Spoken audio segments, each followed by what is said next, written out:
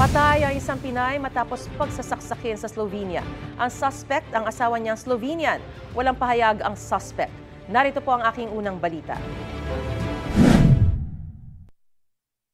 Nitong Desyembre lang nang unang beses na magpunta sa Bled, Slovenia ang Pilipinang si Marvel Facturan.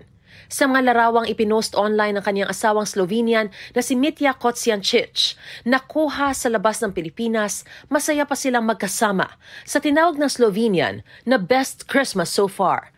Pero masaya sanang bakasyon ni Marvel na uwi sa trahedya. Natagpo ang patay sa saksakang Pinay sa kanilang pinagbabakasyonan.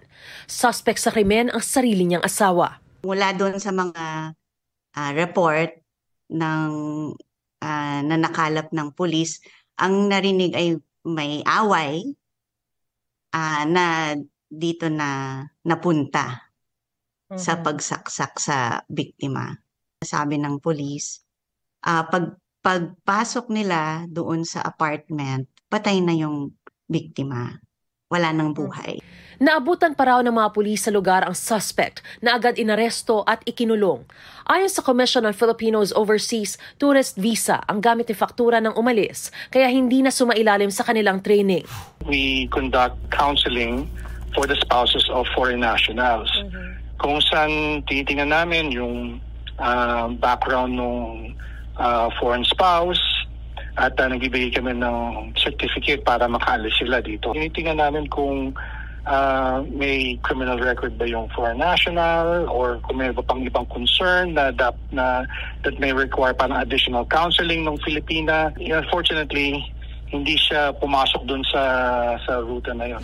Ayon sa DFA, natapos na ang isinagawang autopsy sa labi ni Facturan at nakipag-ugnayan na rin sa ina ng biktima ang ating embahada roon. Umaasa silang may uuwi na ang labi ni Facturan sa Pilipinas sa loob ng 2 linggo.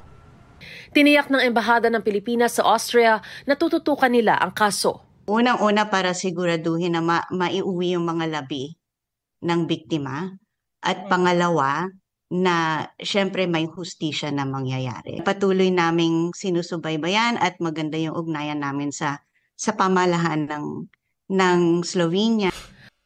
Ito ang unang balita. Mariz Umali para sa GMA Integrated News.